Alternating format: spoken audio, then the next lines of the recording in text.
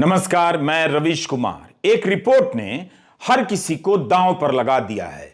Adani group पर सवाल करने वाली हिंडनबर्ग रिपोर्ट ने केवल अदानी ग्रुप को संकट में नहीं डाला है, भारत में कॉरपोरेट गवर्नेंस की खस्ता हालत को भी फुटपाथ पर ला पटका है। हमारा सवाल साधारण है, अदानी ग्रुप के खंडन के बाद भी उसके शेयरों के दाम तीसरे दिन भी क्यों गिरे हैं?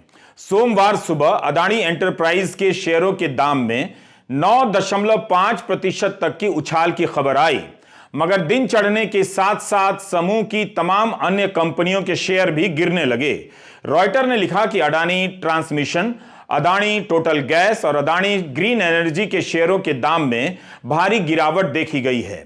आखिर हिंडनबर्ग की रिपोर्ट की साख इतनी बड़ी है कि अदानी ग्रुप के 413 पन्नों के जवाब पर भारी पड़ रही है। ब्लूमबर्ग मीडिया साइट ने लिखा है कि 413 पन्ने के जवाब के बाद भी अदानी के बॉन्ड के दामों में गिरावट आई है। निवेशकों का भरोसा नहीं बना है। अरबपति निवेशक बिल एकमैन ने हिंडनबर्ग की रिपोर्ट को विश्वसनीय बताया है। हिंडनबर्ग ने जब अपनी रिपोर्ट जारी की थी तब कहा था कि कॉरपोरेट इतिहास का सबसे बड़ा फ्रॉड है। इतिहास में कभी भी कहीं भी इतना बड़ा फ्रॉड नहीं हुआ। यह थी हिंडनबर्ग की रिपोर्ट की हेडलाइन। यह मामला साधारण नहीं है। हम और आप हिंडनबर्ग और अदानी ग्रुप के जवाबों के बीच झूल रहे हैं। अरबपति निवेशक बिल एकमैन ने भी कहा कि उनका अपना रिसर्च नहीं है, बस हिंडनबर्ग की रिपोर्ट के आधार पर उनकी राय है, क्योंकि हिंडनबर्ग की रिपोर्ट की साख है। बिल एकमैन के ट्वीट को बीजेपी के सांसद सुब्रमण्यम स्वामी ने भी रीट्वीट किया है। इसलिए हम भी इस रिपोर्ट और उस पर आ रहे जवाबों और सवालों को ही कवर कर रहे हैं कि क्या क्या कहा जा रहा है। हमारा कोई निजी रिसर्च नहीं है। हम निवेशकों को किसी तरह की सलाह नहीं दे रहे। हड़बड़ाहट से अच्छा है कि ध्यान से चीजों को समझिए और फिर फैसला कीजिए, जैसे अभी तक करते आए हैं। हमारा सवाल है कि आखिर हिंडनबर्ग की रिपोर्ट पर निवेशक क्यों भरोसा कर रहे हैं, अदानी ग्रुप के जवाबों पर भरोसा क्यों नहीं कर रहे हैं। कई शेयरों के दाम में भारी गिरावट से लगता है कि हिंडनबर्ग की रिपोर्ट की साख अदानी ग्रुप के जवाब से ज्यादा है। ऐसा होना अदानी ग्रुप के साथ साथ भारत के कॉरपोरेट गवर्नेंस से जुड़ी तमाम संस्थाओं को कटघरे में ला खड़ा करता है। भारत के शेयर बाजार में जो कंपनी कारोबार करती है उस पर सेबी नाम की संस्था नजर रखती है, ताकि निवेशकों के साथ कोई फ्रॉड ना हो। सेबी का हिंदी नाम भारतीय प्रतिभूति और विनिमय बोर्ड है। सेबी को आगे आकर बोलना चाहिए कि उसने अदानी ग्रुप के रिकॉर्ड देख लिए हैं, हिंडनबर्ग की रिपोर्ट सही नहीं है। सेबी को कहना चाहिए कि उसकी निगरानी में कोई कंपनी इतना बड़ा फ्रॉड नहीं कर सकती है। हिंडनबर्ग की रिपोर्ट में लगाए गए आरोप भले अदानी समूह पर हैं, लेकिन इसकी छाया सेबी से लेकर वित्त मंत्रालय पर भी पड़ती है। वित्त मंत्री निर्मला सीतारमण कॉरपोरेट कार्यों की मंत्री हैं। उन्हें भी सामने आकर बोलना चाहिए कि अदानी के कॉरपोरेट गवर्नेंस में कोई खोट नहीं है, 100% कंपनी है। 24 जनवरी को हिंडनबर्ग की रिपोर्ट आते ही अदानी ग्रुप ने इसका खंडन कर दिया था, मगर वो संक्षिप्त जवाब था। अब 413 पन्नों का जवाब आया है। हिंडनबर्ग की रिपोर्ट 106 पन्नों की है और उसमें 88 प्रकार के गंभीर आरोप लगाए गए हैं। अदानी ग्रुप ने सभी आरोपों को खारिज करते हुए कहा कि इस रिपोर्ट के जरिए भारत पर हमला करने का प्रयास हुआ है। हमारा आज का वीडियो बहुत लंबा होने जा रहा है, इसलिए ध्यान से और धीरज के साथ देखते चलिएगा। आप देख रहे हैं रवीश कुमार ऑफिशियल। आप इसे YouTube के साथ साथ Facebook पर भी देख सकते हैं। हिंडनबर्ग की रिपोर्ट अगर भारत पर हमला है, तब तो वित्त मंत्री के साथ साथ राष्ट्रीय सुरक्षा सलाहकार को भी बोलना चाहिए। मेरी राय में आर्थिक सुरक्षा भी राष्ट्रीय सुरक्षा है। इसके लिए अलग से राष्ट्रीय आर्थिक सुरक्षा सलाहकार का नया पद होना चाहिए, ताकि एक ही आदमी को दोनों काम ना करने पड़े। बस राष्ट्रीय आर्थिक सुरक्षा सलाहकार किसी कंपनी का लोगो पहनकर ना आए, इसका ध्यान रखा जाए। अगर अदानी ग्रुप के अनुसार यह भारत पर हमला है, तब तो प्रधानमंत्री मोदी को भी राष्ट्र के नाम संदेश देना चाहिए। रक्षा मंत्री को भी प्रेस कॉन्फ्रेंस करनी चाहिए। हमले के वक्त सबको एकजुट हो जाना चाहिए। क्या भारत पर हमला बताकर अदानी ने सब पर जवाबदेही डाल दी है कि अब मेरा बचाव कीजिए? अंबानी के चैनलों पर भी अदानी ग्रुप पर हो रहे हमले का जवाब दिया जा सकता है। व्हाट्सएप यूनिवर्सिटी और सोशल मीडिया पर आईटी सेल तमाशा रच रहा है कि हिंडनबर्ग की रिपोर्ट पर यकीन करने वाले भारत की आर्थिक तरक्की के विरोधी हैं। उन्हें भारत की कंपनी पर भरोसा नहीं, अमेरिका की रिसर्च कंपनी की रिपोर्ट पर भरोसा हो गया है। फिर भारत सरकार को बोलना ही चाहिए। गजब ही है, पहले आईटी सेल बोलता है कि भारत पर हमला है, फिर अदानी ग्रुप के जवाब में यही बात आती है कि भारत पर हमला है। क्या यह बड़ा सवाल नहीं है कि भारत के नियम कानून के तहत बनी इतनी बड़ी कंपनी के जवाब पर हिंडनबर्ग की रिपोर्ट भारी पड़ गई? अदानी ने नजरअंदाज नहीं किया बल्कि जवाब देना पड़ा है। तीसरे दिन शेयरों में गिरावट देखी गई है। 24 जनवरी को रिपोर्ट आने के बाद अदानी समूह के शेयरों के भाव में 50 अरब डॉलर की गिरावट बताई गई। यह गिरावट क्यों हुई? आज का हिसाब इसमें शामिल नहीं है कि कितने बिलियन डॉलर का गिरा है।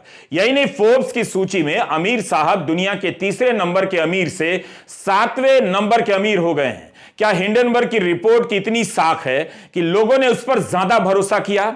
This is too much if not that much. Adani group के chief financial officer Jugeshinder Robbie Singh ने जब सफाई का यह वीडियो जारी किया तब उनके बगल में हमारा प्यारा तिरंगा भी नजर आया, जैसे राष्ट्रपति और प्रधानमंत्री के राष्ट्र के नाम संदेश के समय होता है।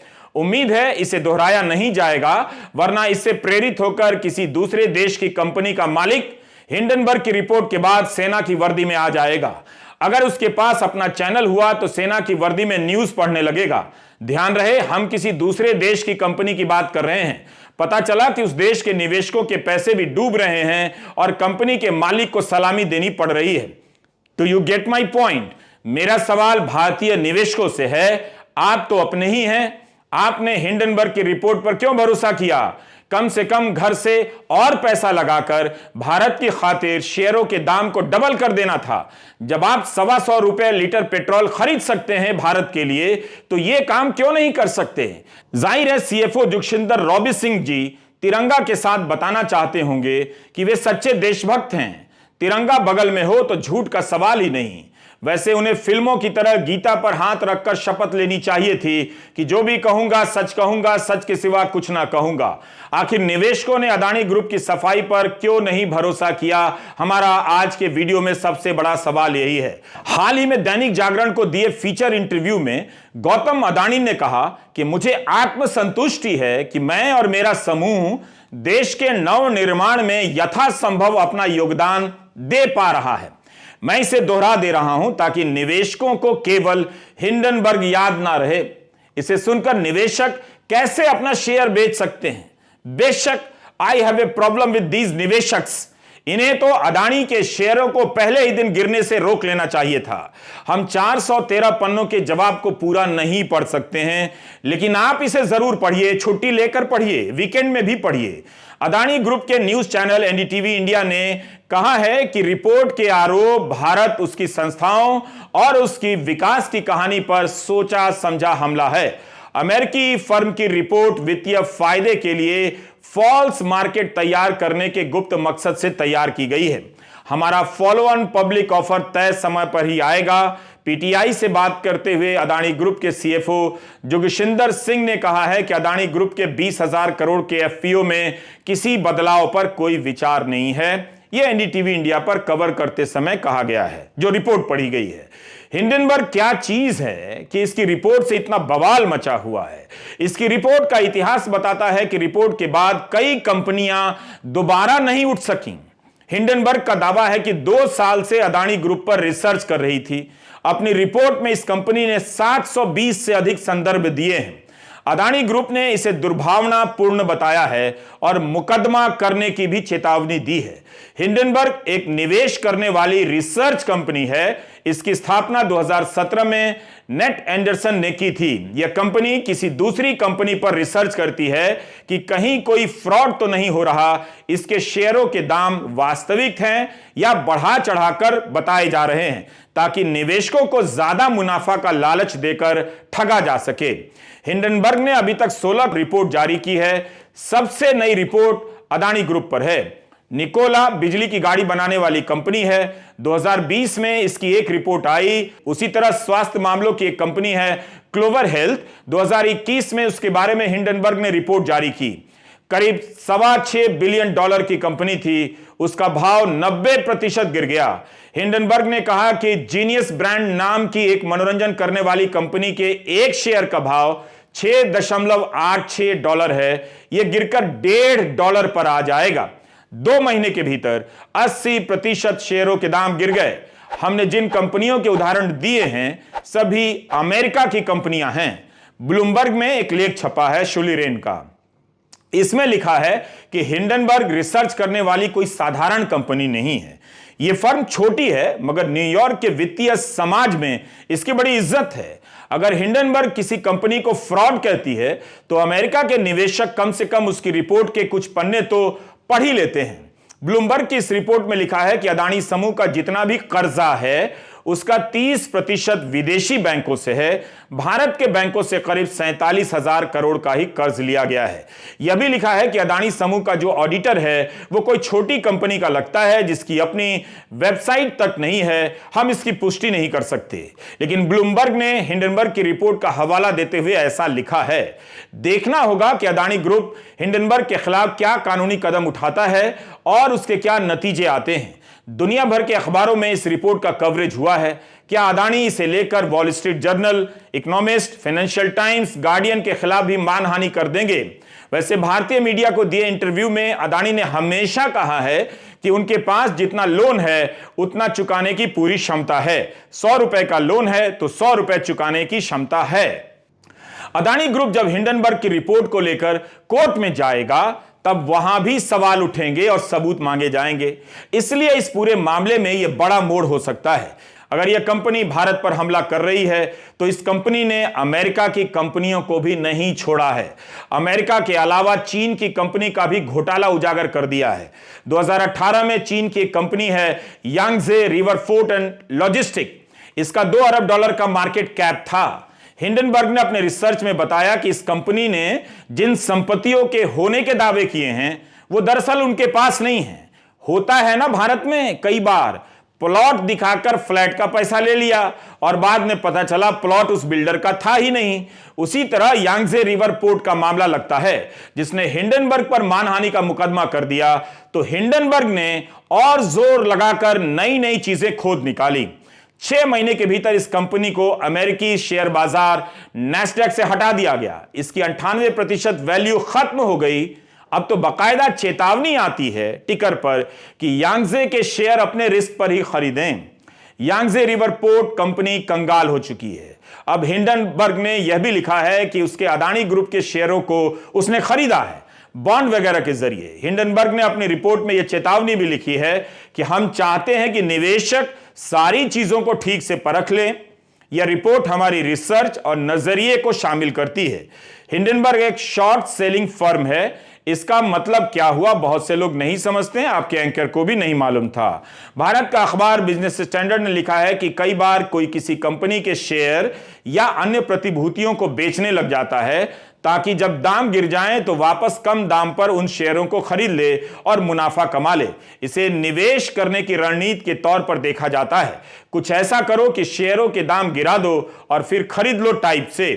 अदानी ग्रुप ने हिंडनबर्ग पर यह भी आरोप लगाया है कि इस कंपनी ने फ्रॉड रिपोर्ट जारी कर अपना पैसा बना लिया और निवेशकों का पैसा डुबो दिया। इस जवाब के बाद भी हिंडनबर्ग की रिपोर्ट को अब तक का इतिहास बताता है कि निवेशक उस पर ही भरोसा कर रहे हैं। हिंडनबर्ग ने अभी तक अपनी रिपोर्ट में अमेरिकी और चीनी कंपनियों की पोल खोली है। पहली बार लगता है किसी भारतीय कंपनी पर हाथ डाला है। तो यह भारत के खिलाफ हमला कैसे है? हिंडनबर्ग की रिपोर्ट में लगाए गए आरोप किसी अदालत में साबित नहीं हुए हैं। फिर उसकी इतनी विश्वसनीयता कि कंपनी के शेयरों के दाम गिरने लग गए। ऐसा भी नहीं है कि अदानी ग्रुप पर सवाल करने वाली यह कोई पहली मीडिया रिपोर्ट है। बिल्कुल ऐसा नहीं है। भारत में ही प्रॉन्जय गुहा ठाकुरता और रवि नायर ने भी अदानी ग्रुप की कथित खामियों पर रिपोर्ट की है। तब तो शेयरों के दाम कहीं नहीं गिरे। इस बार ही क्यों गिर रहे हैं? क्या यह वाकई भारत पर हमला हो रहा है? हाल ही में वॉशिंगटन पोस्ट में नेहा मसीह, अनंत गुप्ता और जेरी शी ने रिपोर्ट की थी, तब भी शेयरों के दाम नहीं गिरे। रवि नायर की रिपोर्ट एशिया टाइम्स में छपी, उनके खिलाफ दिल्ली पुलिस ने गिरफ्तारी का वारंट जारी कर दिया। रवि नायर ने ट्वीट किया है कि अदानी समूह ने उनके खिलाफ मानहानि का मुकदमा दायर किया है। परंजय गुहा ठाकुरता ने इकोनॉमिक एंड पॉलिटिकल वीकली और द वायर में अदानी ग्रुप को लेकर रिपोर्ट लिख दी। उन पर भी मानहानि का मुकदमा हुआ।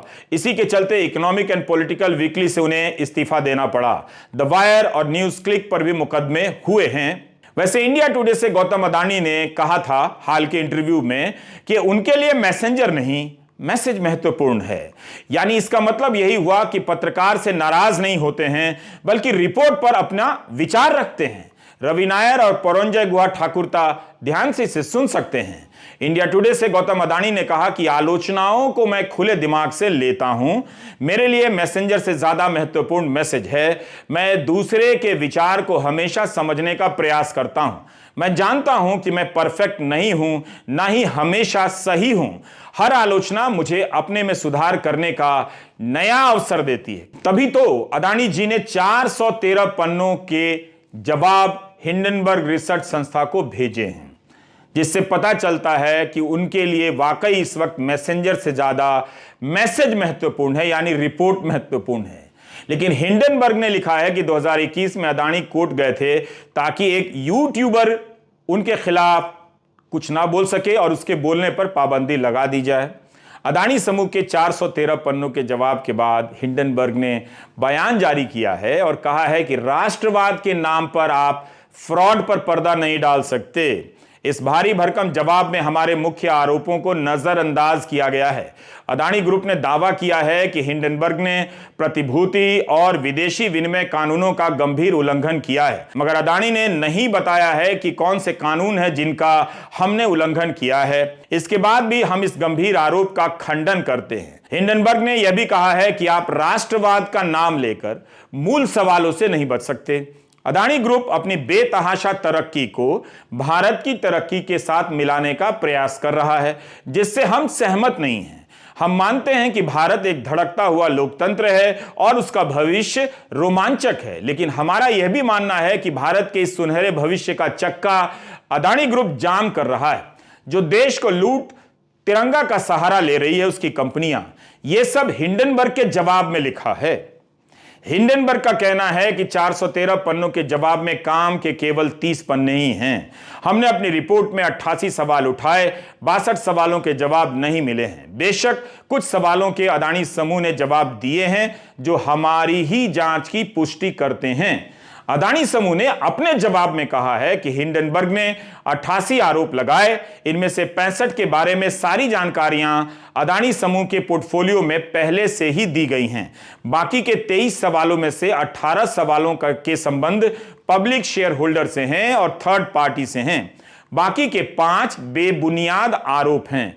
हम जोर देकर कह रहे हैं कि सभी नियमों का पालन करते हैं। हम अपने निवेशकों के हितों की हर स्तर पर रक्षा करते हैं। अदानी ग्रुप का कहना है कि हिंडनबर्ग की रिपोर्ट भारत पर हमला है, लेकिन हिंडनबर्ग ने अपनी रिपोर्ट में चीन के कारोबारी और अदानी ग्रुप को लेकर गंभीर आरोप लगा दिए हैं।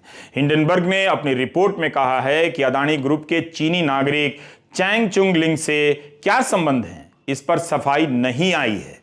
हिंडनबर्ग का दावा है कि दोनों के बीच कथित रूप से कई तरह के संबंध हैं। हमने पूछा है कि चैंग चुंग लिंग का अदानी ग्रुप के साथ क्या संबंध है, विनोद अदानी के साथ क्या संबंध हैं। यह बेहद महत्वपूर्ण मामला है, केवल शेयर धारकों के लिए नहीं बल्कि भारत की राष्ट्रीय सुरक्षा के लिए भी, क्योंकि चैंग चुंग लिंग की एक इकाई का संबंध अगुस्ता वेस्टलैंड घोटाले से भी रहा है।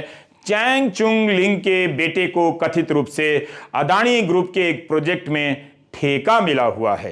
हिंडनबर्ग की रिपोर्ट में अदानी के भाई की शेल कंपनियां होने का दावा किया गया है। आरोप लगाया गया है कि विनोद अदानी से जुड़ी ऑफशोर शेल कंपनी में अरबों डॉलर रुपए कहां से आ गए। इसके जवाब में अदानी ग्रुप ने कहा कि हमें सोर्स की जानकारी नहीं है और ना ही हमारा जानना काम है कि उनके फंड का सोर्स क्या है। कमाल है। हिंडनबर्ग का कहना है कि अदानी समूह ने पेज नंबर 41 पर कहा है कि विनोद अदानी के बिजनेस डीलिंग और लेन देन पर कुछ नहीं कहना है। तो क्या हम यह मान लें, हिंडनबर्ग का कहना है, तो क्या हम यह मान लें कि गौतम अदानी को पता ही नहीं कि विनोद अदानी ने अदानी समूह में इतना सारा पैसा लगा दिया और उन्हें यह भी पता नहीं कि पैसा आया कहां से। मॉरिशस से चल रही कंपनियों और उनकी भूमिका का भी जिक्र है, जिन्हें अलग से विस्तार से समझने की जरूरत है। सवाल यही है कि क्या गौतम अडानी इन 413 पन्नों के जवाब के सहारे हिंडनबर्ग की रिपोर्ट को चुप करा देंगे? अभी तक हिंडनबर्ग ने जितनी कंपनियों के कच्चे चिट्ठे खोले हैं वो बर्बाद हो गई। क्या गौतम अडानी इस ट्रेंड को बदल देंगे? क्या अडानी कॉरपोरेट के बीच की इस प्रतिस्पर्धा के शिकार हो रहे हैं? अगर ऐसा है तो अडानी को ही बताना चाहिए कि उन्हें टारगेट करने के पीछे हिंडनबर्ग के अलावा कौन सी कंपनी हो सकती है। अडानी ग्रुप ने जब 413 पन्नों का जवाब दिया तब उनके चैनल एनडीटीवी पर कवरेज हुआ है। इससे पहले आलोचना हो रही थी कि रिपोर्ट आने के बाद एनडीटीवी पर खबर नहीं चली है। आज अडानी ग्रुप और हिंडनबर्ग का पक्ष दिखाया गया है। अडानी समूह ने कहा है कि हिंडनबर्ग ने यह रिपोर्ट जनता की भलाई के लिए नहीं निकाली है, बल्कि अपनी कमाई के लिए यह सब किया है। कहीं से यह रिपोर्ट तटस्थ नहीं है, ना ही गंभीर शोध है, यह अडानी ग्रुप का कहना है। याद कीजिए वे अच्छे दिन जब लोग 125 रुपए लीटर पेट्रोल के होने पर सरकार का समर्थन कर दिया करते थे कि 300 रुपए लीटर होगा तब भी भरवाएंगे। लेकिन अब उन लोगों को क्या हो गया है जो अडानी ग्रुप के शेयर बेचने लग गए? क्या शेयर बेचने वाले अलग लोग होते हैं? आज भी शेयर बाजार में अडानी ग्रुप के शेयरों के दाम गिरते ही रहे। हम कॉरपोरेट मामलों को उतनी बारीकी से नहीं समझते हैं। एक रिपोर्ट आई है, उसमें गंभीर आरोप लगे हैं। दुनिया भर में खबरें छप रही हैं, विश्लेषण हो रहे हैं, फिर भी बहुत सी बातें होती हैं जो इस वक्त सामने नहीं होंगी। हमेशा इस बात का ध्यान रखना चाहिए। सच पूछिए तो इस एंकर को हिंडनबर्ग के बारे में बहुत पता भी नहीं था, इसलिए यह वीडियो लंबा होता चला गया ताकि हम भी खुद समझते रहें। हम इस वीडियो में अडानी ग्रुप के जवाब और हिंडनबर्ग के सवाल और जवाब दोनों को भी पूरा बता रहे हैं। हिंडनबर्ग जर्मनी का एक हवाई जहाज जैसा गुब्बारा था जिसमें 100 लोग सवार किए गए, जो बीच आसमान में फट गया।